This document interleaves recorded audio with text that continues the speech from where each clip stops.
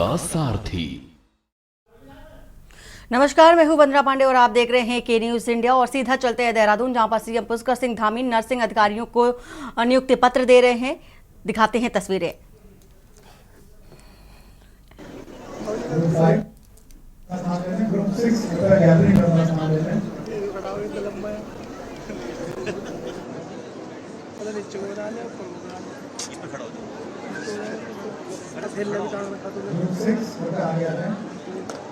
Jain ji, Arun Joshi, doctor Arun Joshi,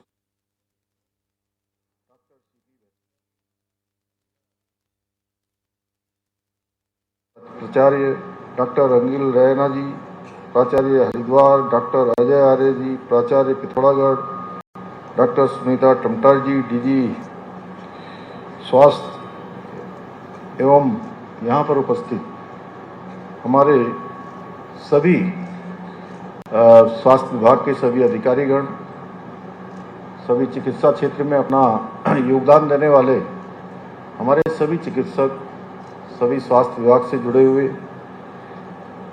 paramedical staff, और आज जिनके लिए शानदार कार्यक्रम यहाँ पर आयोजित हो रहा है, ऐसे सभी नर्सिंग अधिकारी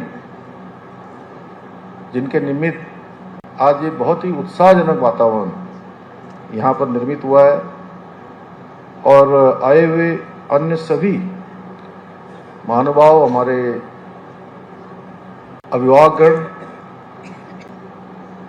मीडिया के हमारे सभी मित्र, पत्रकार मित्रों, छायाकार बंधु, इलेक्ट्रॉनिक मीडिया, प्रिंट मीडिया,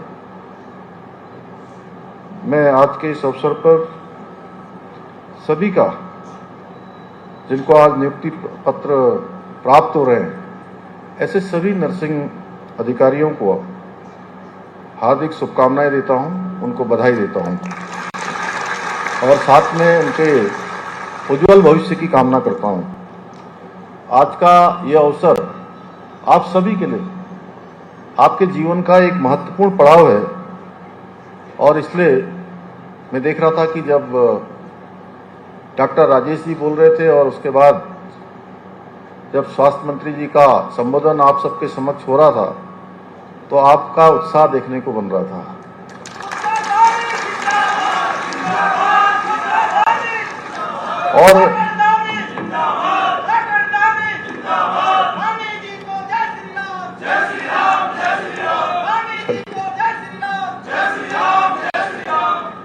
और उत्साहित होना स्वाभाविक भी है।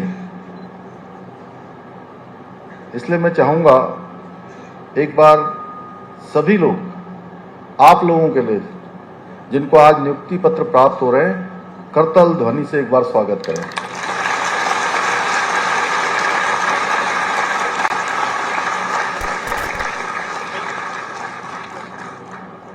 भाइयों बहनों, आज जहां एक और हम चिकित्सा शिक्षा विभाग में नवनियुक्त नर्सिंग अधिकारियों को नियुक्ति पत्र प्रदान कर रहे हैं, वहीं 26 करोड़ रुपए की लागत से आज इस दून मेडिकल कॉलेज के नए सभागार का लोकार्पण भी कर रहे हैं।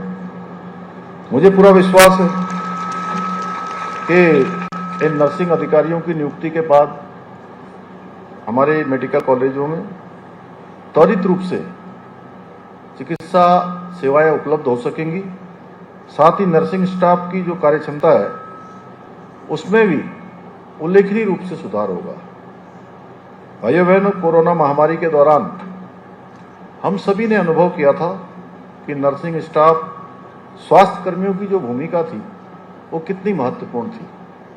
अपनी जान को जोखिम में डालकर हमारे सभी स्वास्थ्य विभाग के लोगों ने, स्वास्थ्य कर्मियों ने जो अपनी भूमिका अदा की, उसको शब्दों में व्यक्त नहीं किया जा सकता है।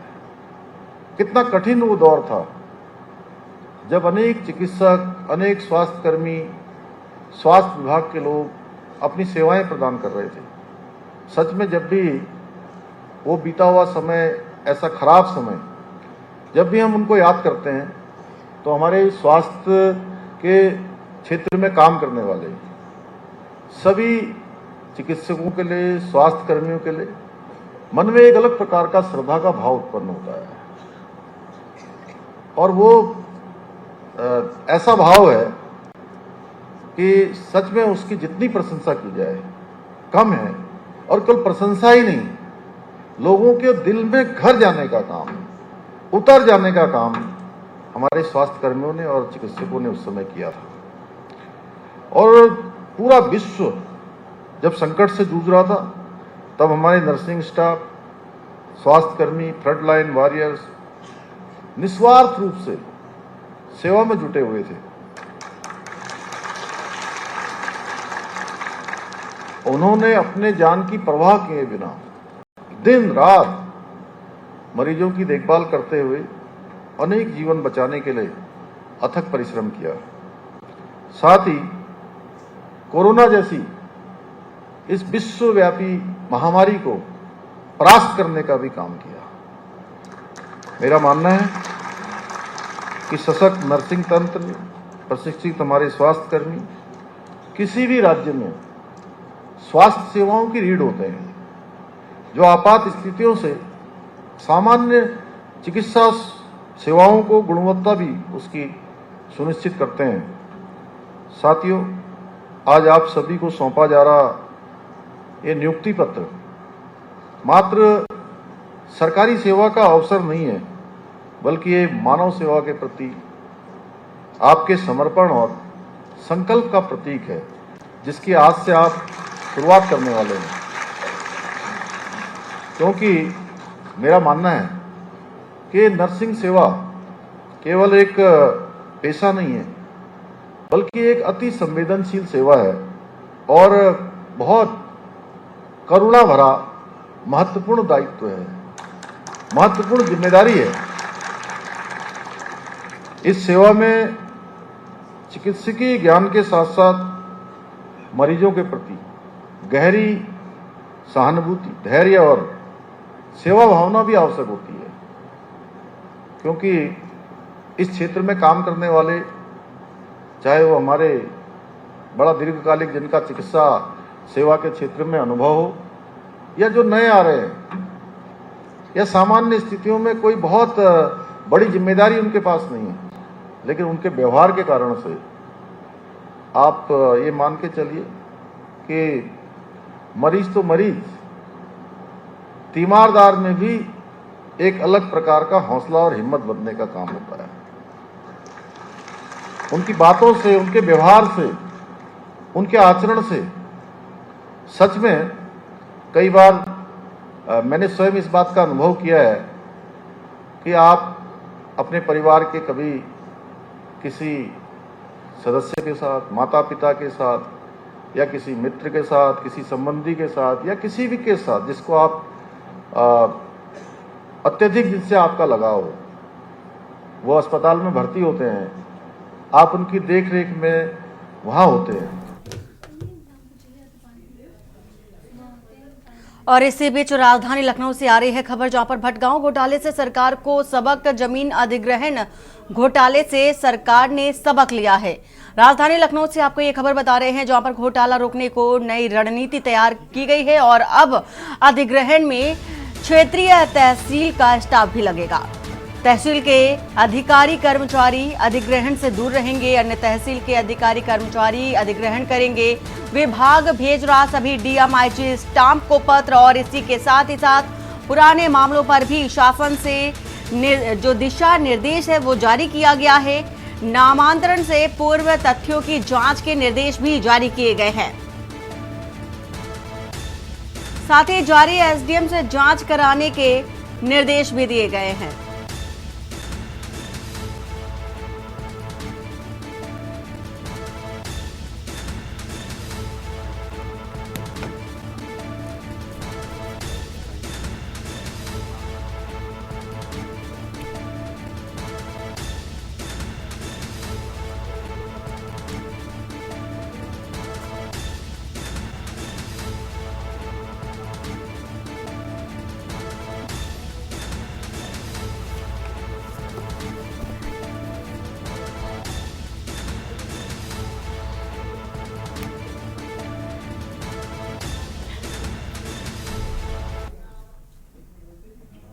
और रुकते हैं यहाँ पर छोटे से ब्रेक के लिए। ब्रेक के बाद जल्द हाजिर होते हैं।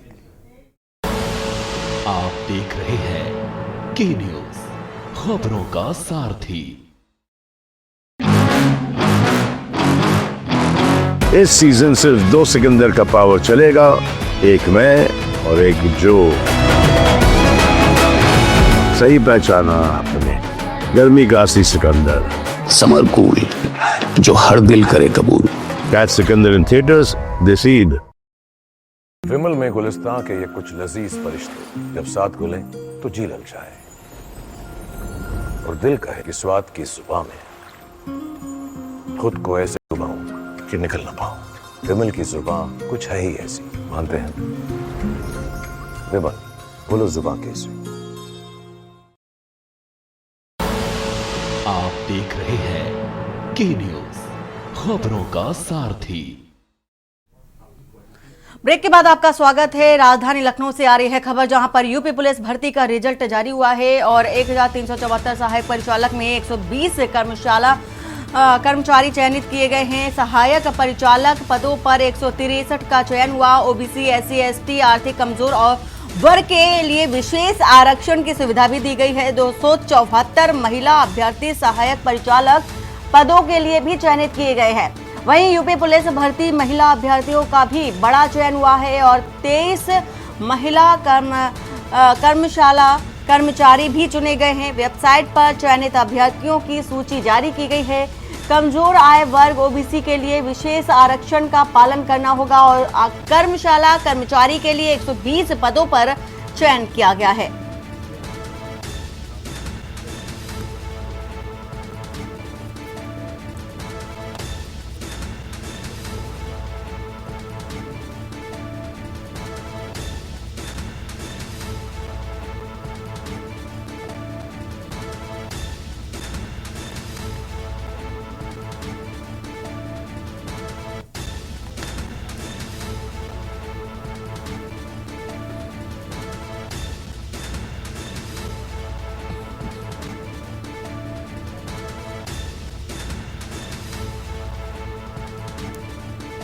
तो सहायक परिचालक पदों पर 163 का चयन किया गया है। महिला और पुरुष अभ्यर्थियों का चयन किया गया है।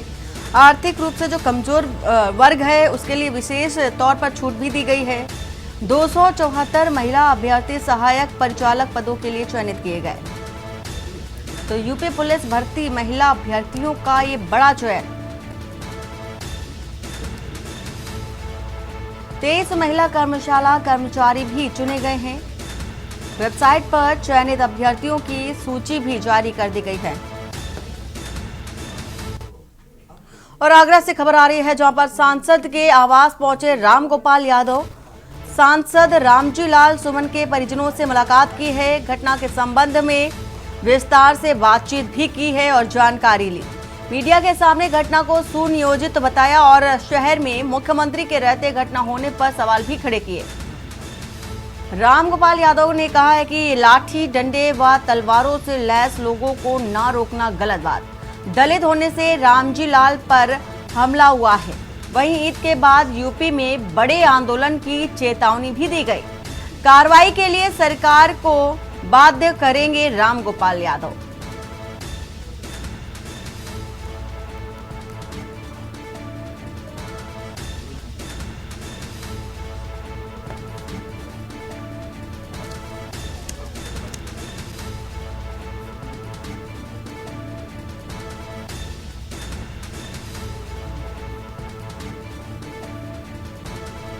देखिए, ये हमला पूर्व नियोजित तो था ही और बड़े आला अधिकारियों की जानकारी में भी था। दुर्भाग्य की बात यह है कि उस वक्त भी जब उत्तर प्रदेश के मुख्यमंत्री यहाँ से जरा सी दूर पर एक कार्यक्रम में थे, प्रशासन को जो सख्ती करनी चाहिए थी वो नहीं की गई। बुलडोजर लेके आ रहे थे, लाठी, डंडे, तलवार लेके आ रहे थे, इसके बावजूद किसी को नहीं रोका गया। तो इसका क्या निष्कर्ष निकालें हम लोग? इस पे शासन का पूरा सहयोग रहा हमलावरों को, और इतनी बड़ी तादाद में आने के बाद गिरफ्तारियां कितनी हुई? कोई हुई गिरफ्तारी? देखिए, ये हमला पूर्व नियोजित तो था ही। और रुकते हैं यहाँ पर छोटे से ब्रेक के लिए। ब्रेक के बाद जल्द हाजिर होते हैं। आप देख रहे हैं के न्यूज, खबरों का सारथी। इस सीजन सिर्फ 2 सिकंदर का पावर चलेगा, एक मैं और एक जो। सही पहचाना आपने, गर्मी का असली सिकंदर, समर कूल जो हर दिल करे कबूल। Catch Sikandar in theatres this Eid. Mahak silver पान मसाला, वाह महक सिल्वर, मेरा दिल पर। आप देख रहे हैं के न्यूज, खबरों का सारथी। और ब्रेक के बाद आपका स्वागत है। लखनऊ से खबर, जहां पर वाराणसी प्रवास पर आएंगे मोहन भागवत और 3 से 7 अप्रैल तक आरएसएस प्रमुख का दौरा होगा। साथ ही साथ गाजीपुर और मिर्जापुर का भी दौरा करेंगे आरएसएस प्रमुख। शताब्दी वर्ष कार्यक्रम को लेकर के महत्वपूर्ण चर्चा भी की जानी है।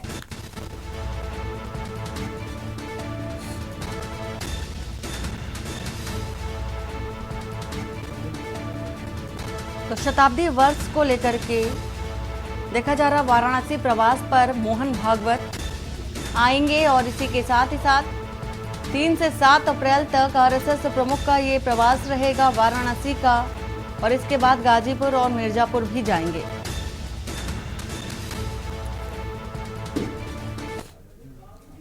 बिजनौर से खबर, जहां पर गुलदार ने 2 लोगों पर जानलेवा हमला किया है। दोनों को घायल अवस्था में अस्पताल में भर्ती कराया गया।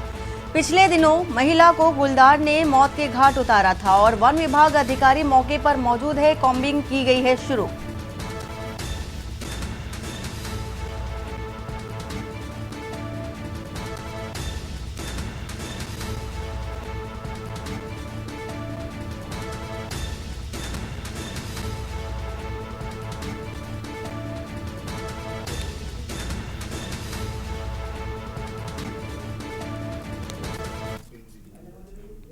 ललितपुर से खबर, जहां पर घर में मिला छात्रा का शव। संदिग्ध परिस्थितियों में छात्रा का शव मिला है। परिजनों ने हत्या की आशंका जताई। पुलिस ने मृतका के शव को पोस्टमार्टम के लिए भेज दिया है। मामले की गहनता से जांच पड़ताल में पुलिस जुटी हुई है। थाना बार क्षेत्र के देवरान गांव का ये पूरा मामला बताया जा रहा है। और वहीं हरदोई से खबर, जहां पर 2 पक्षों में मारपीट हुई है। मारपीट का वीडियो सोशल मीडिया पर वायरल हो रहा है। वायरल वीडियो पर देखा जा रहा है पुलिस भी जांच पड़ताल में जुट गई है। उमरिया ग्राम सभा का वीडियो बताया जा रहा है। पाली कोतवाली पुलिस आरोपियों की तलाश में भी जुटी हुई है। और सोनभद्र से आ रही है खबर, जहां पर आदिवासी क्षेत्र में भरपूर मोबाइल नेटवर्क। देश की आजादी के 78 वर्ष के बाद लगा मोबाइल टावर और बीएसएनएल ने लगवाया मोबाइल टावर। नेटवर्क को लेकर के ग्रामीणों में खुशी की लहर।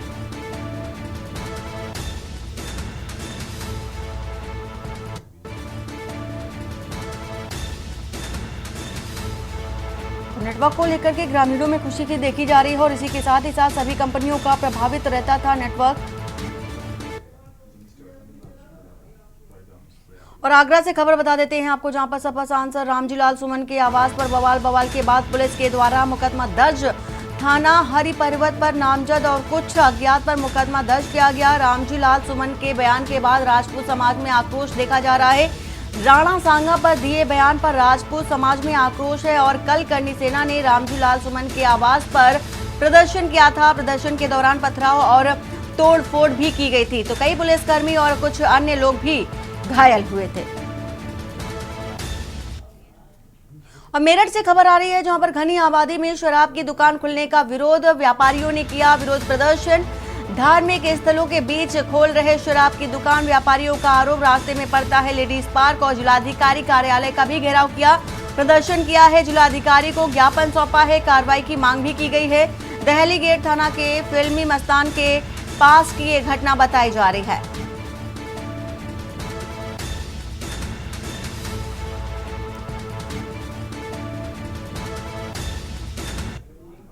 फिल्मिस्तान के पास में पासपोर्ट वाली गली है, वहाँ पे जो है एक अवैध शराब का ठेका खुलने की तैयारी हो रही है, जिसको लेकर के क्षेत्रवासियों में काफी रोष है। सारे के समस्त व्यापारी इस ठेकों को बंद कराने के लिए जो शांति प्रिय ढंग से जो प्रक्रिया होती है उस ढंग से जो है एक बात हो रही है। क्योंकि रहा सवाल कि वहाँ पे आसपास में जो बतेरे सारे स्कूल है, बतेरी सारी मस्जिद है, बतेरे सारे मंदिर है, बतेरे सारे चर्च है। हम लोग ये चाहते हैं कि भाई जो भी कार्य हो वो जो है शांति प्रिय ढंग से हो, जिलाधिकारी के संज्ञान में हो। और ब्रेकिंग में फिलहाल इतना ही। बाकी की खबरों के लिए बने रहिए आप के न्यूज इंडिया के साथ। नमस्कार। आप देख रहे हैं के न्यूज, खबरों का सारथी।